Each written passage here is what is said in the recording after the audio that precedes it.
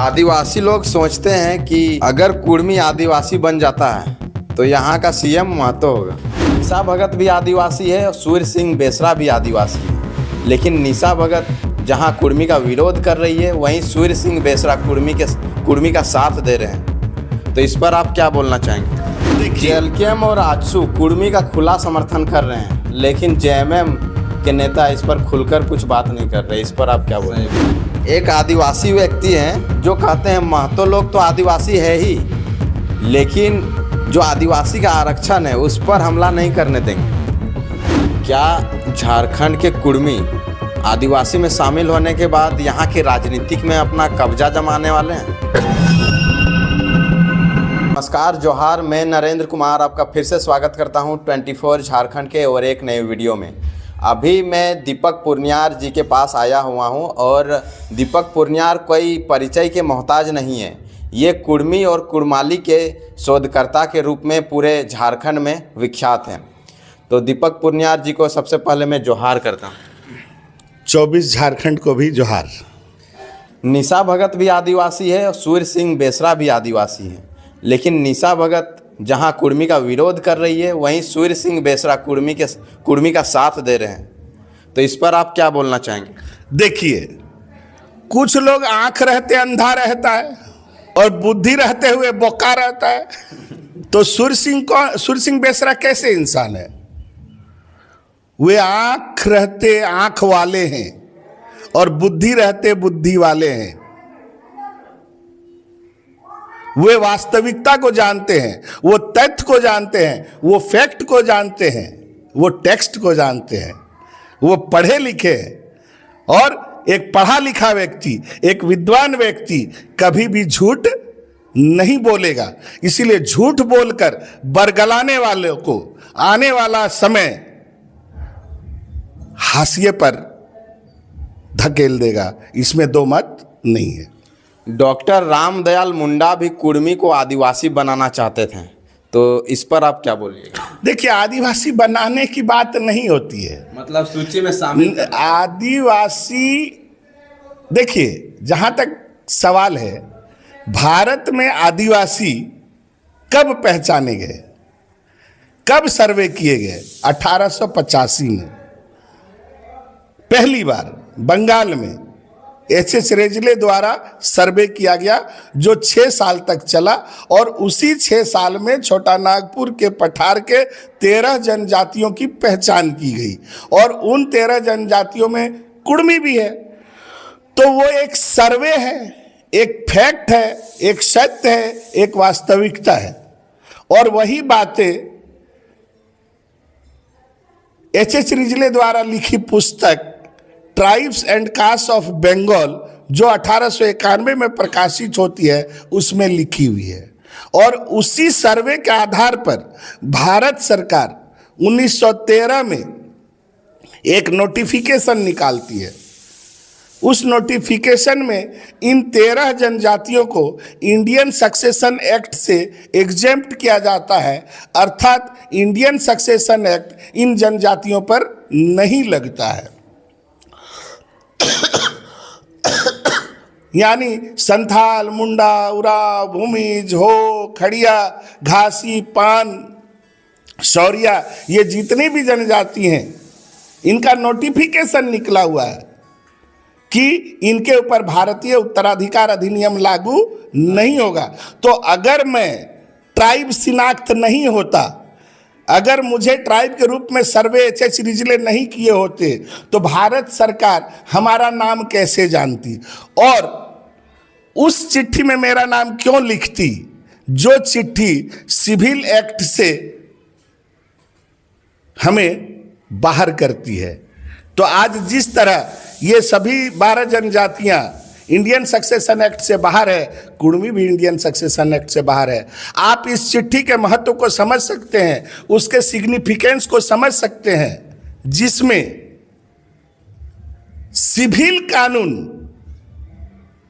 Civil कानून marriage, divorce, adoption, guardianship और संपत्ति के बंटवारा से संबंधित होता है। यानी इतने मामलों में कुर्मियों को के ऊपर आश्रित हाँ नहीं, इंडियन सक्सेशन एक्ट लागू नहीं होता है, जिस तरह उन जनजातियों पर नहीं होता है। यानी सिविल कानून में हमें भारत सरकार जनजाति मान रही है, हम ऑलरेडी टेस्टेड जनजाति हैं, सिर्फ अधिसूचन को ड्रॉप किया गया है। तो अधिसूचन क्यों ड्रॉप किया गया है, उसका रहस्य क्या है, भारत सरकार ने क्यों ड्रॉप किया, उसी का मांग है, जवाब लेना चाहते हाँ उसी का मांग है, क्या आपने हमें क्यों ड्रॉप किया है।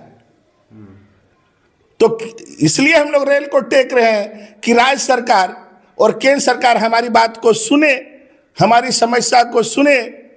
और ये चूंकि झारखंड की 4 आना आबादी को मैंने दर्शाती है, तो ये 4 आना आबादी अगर पिछड़ी रही तो कभी भी झारखंड क्या आगड़ा होने सकेगा, कभी भी आगे होने नहीं सकेगा। क्या झारखंड के कुर्मी आदिवासी में शामिल होने के बाद यहाँ के राजनीतिक में अपना कब्जा जमाने वाले हैं?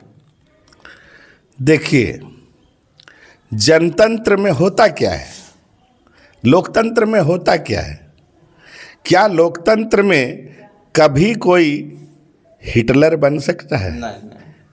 नहीं बन सकता है। तो जिसकी जितनी आबादी उसकी उतनी भागीदारी। अगर कुर्मी 24% है तो वो 24% न संभाल पाएगा, 24% सीट न ले पाएगा, और वो भी एक पार्टी वाला कभी 24% लेने नहीं सकेगा। हाँ, भले उसकी डोमिनेंसी रहेगी, हर सरकार में वो रहेगी, लेकिन अकेले खाली कुर्मी का ही चलेगा, ऐसा अगर कोई सोच रहा है तो मुझे ऐसे सोचने वाले पर दया आ रही है।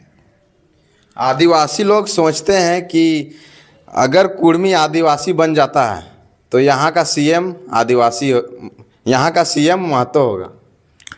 अच्छा आप बताइए, अगर आज 10% आबादी वाला मुख्यमंत्री बना है, सही बात। इसके पहले मधु कोड़ा, उनकी आबादी कितनी थी? शायद 1% भी नहीं होगी। सही। और मुंडा जी भी मुख्यमंत्री बने, उनकी भी आबादी उतनी नहीं है।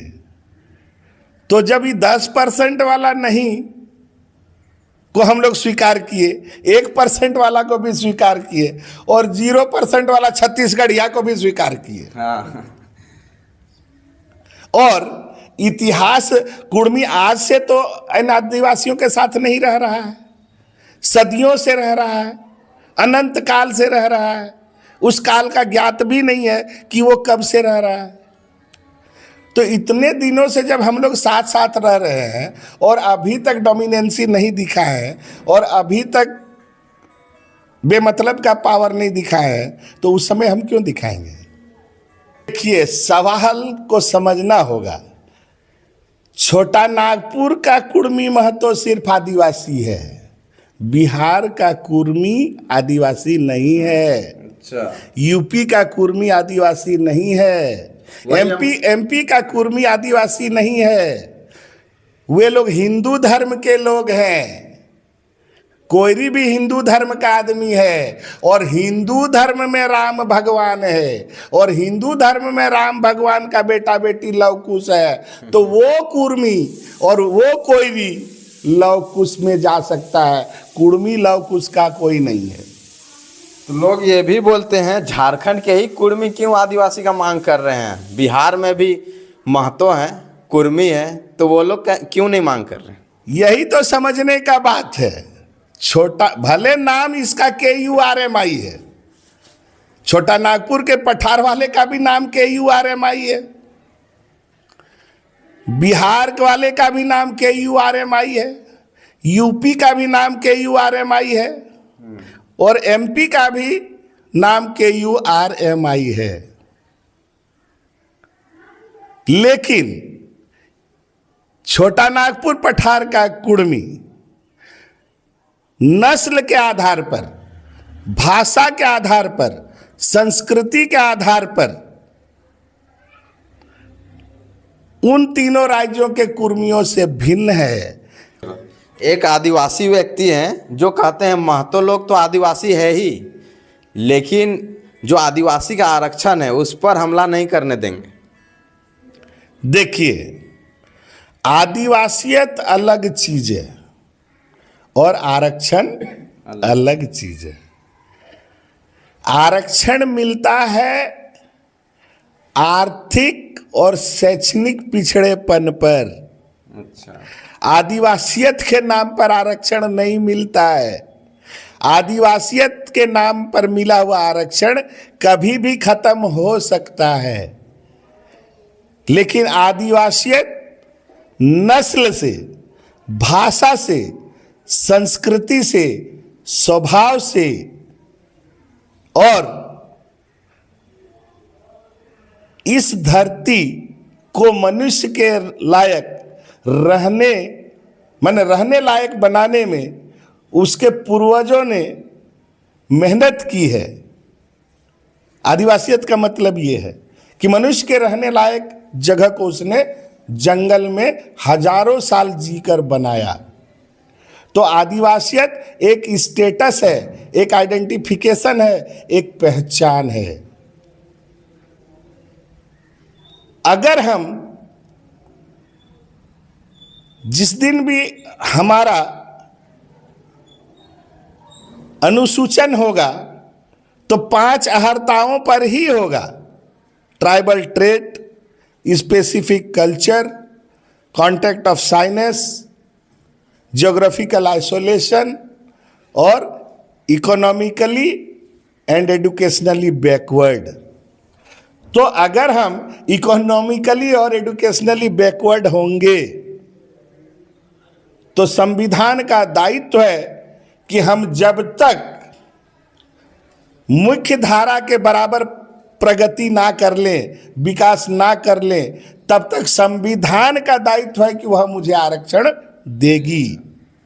और जब वह मुझे आरक्षण देगी तो पहले की जनसंख्या 24% है और हम जब बढ़ेंगे तो 24% और बढ़ेंगे। तो भारत सरकार को उस 24 में इस 24 को नहीं घुसाएगी, वो अलग से देगी। यानी टोटल जितना आदिवासी का जनसंख्या होगा उतना से 2% ज्यादा ही आरक्षण मिलेगा। और अगर स्टेट लेवल में डर है तो सरकार अभी वाले को ST1 में रखे और हमें ST2 में रखे। भारत सरकार हमें जो देगा हम उसी में खुश रहेंगे, नहीं भी देगा तो भी खुश रहेंगे। क्यों? CNT एक्ट का फायदा हमको मिल ही रहा है, SPT एक्ट का फायदा हमको मिल ही रहा है, एट्रोसिटी एक्ट का फायदा हमको नहीं मिल रहा है, लैंड एक्विजिशन एक्ट का फायदा हमको नहीं मिल रहा है, माइंस एक्ट का फायदा हमको नहीं मिल रहा है, फॉरेस्ट एक्ट का फायदा हमको नहीं मिल रहा। अरे आप चिंता करके देखिए कि एक गांव ऐसा है जो जंगल में है, 90% वहां कुड़मी है और 10% मान लो तुम्हारा अधिसूचित जनजाति है। तो जंगल पे क्या कुड़मी का हक नहीं होगा? ऐसे नहीं। फॉरेस्ट एक्ट के हिसाब से, माइंस एक्ट के हिसाब से होना चाहिए। और पेशा एक्ट से जो लाभ मिलेगा वो लाभ भी मुझे मिलेगा। तो एक्ट का लाभ जो मेरा नैसर्गिक अधिकार है, जो मेरा नेचुरल अधिकार है, उस अधिकार को मैं क्या छोड़ूंगा? नहीं छोड़ूंगा। Reservation is not priority, identification is priority. हो गया? कुर्मी का इतिहास क्या है? आप लोग के पास कोई लिखित इतिहास है? अभी हाल में एक DNA रिपोर्ट आया है, पूरे झारखंड का, अरे कुर्सी लगा दी बेटा, पूरे झारखंड का लिखित इतिहास नहीं है। जो भी लिखित इतिहास है वो मात्र 1765 के बाद का है। 1765 से पहले पूरे झारखंड का ही इतिहास नहीं है तो कुर्मी का इतिहास कहाँ मिलेगा। लेकिन हाँ, एक बात है, माइग्रेटरी इतिहास है। ये माइग्रेटरी इतिहास है किसका? मुंडा का, संथाल का, हो का, जो कि जेनेटिक्स के ही आधार पर और भाषा के ही आधार पर पाया गया है। और कुर्मी का जेनेटिक्स के आधार पर इस छोटा नागपुर के पठार में 65,000 साल पुराना माना जा रहा है कि उसका माइटोकॉन्ड्रियल डीएनए 65,000 साल पुराना है। मतलब 65,000 साल से कुर्मियों ने अपनी माएँ नहीं बदली हैं, यानी उसका नस्ल नहीं बदला है। नस्लीय शुद्धता अभी भी इसकी 98% से अधिक है, जो कि एक जनजाति का सबसे मौलिक पहचान का आधार है। क्या आप लोग पेशा एक्ट या पेशा कानून का विरोध करते हैं? क्यों विरोध करेंगे? पेशा एक्ट आदिवासियों के लिए है, मैं भी आदिवासी हूं। हाँ, अभी अधिसूचित नहीं, तो मैं उसका विरोध करके अपने पैर में कुल्हाड़ी क्यों मारूंगा? नहीं, कोई लोग बोलते हैं, ऐसा आदिवासी लोग बोलते हैं कि पेशा एक्ट का विरोध करते हैं और आदिवासी बनना वही पेशा एक्ट का विरोध करेगा जो सही में आदिवासियत को नहीं जानता है। पेशा एक्ट को अच्छे से पढ़िए, देखिए कि पेशा एक्ट क्या क्या अधिकार दे रही है और उस अधिकार को पाने का काबिल कुर्मी है या नहीं है। तो आज अगर हम उसका विरोध कर लेंगे, अरे मेरा केवल अधिसूचन नहीं हुआ है, आदिवासी तो मेरा पहचान 1885 में हो गया है, के बोलता है कि कुर्मी आदिवासी बनना चाहता है। मतलब आप हाँ, एकदम पेशा एक्ट का मैं पूर्ण समर्थन में हूं। आदिवासी कुर्मी समाज पूर्ण समर्थन में है, बाकी चार आंकड़ा पूर्णतः समर्पण में है। जेएलकेएम और आजसू कुर्मी का खुला समर्थन कर रहे हैं, लेकिन जेएमएम के नेता इस पर खुलकर कुछ बात नहीं कर रहे। इस पर आप क्या बोलेंगे? सीधा बात है, ये लड़ाई किसका है? जेएमएम का है नहीं। ये लड़ाई आजसू का है, ये लड़ाई जेएलकेएम का है, ये लड़ाई कुर्मियों का है। तो अगर वे कुर्मी हैं तो उनका दायित्व बनता है।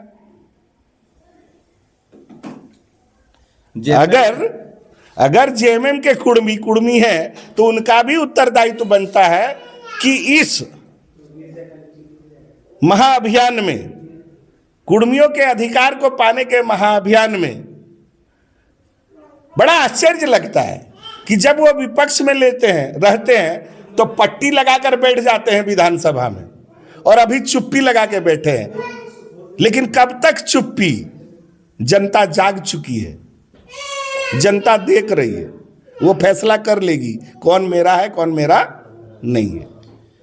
जेएमएम के कोई नेता मंत्री हैं जो सरना कोड लागू करने के लिए आंदोलन करते हैं सदन के बाहर, लेकिन कुर्मी का जब मामला आया है सामने उस समय कुछ भी नहीं बोल रहे हैं। चलिए, कम से कम सरना कोड का तो पक्ष लेते हैं ना, उनको मालूम होना चाहिए वे भी सरना के ही व्यक्ति हैं।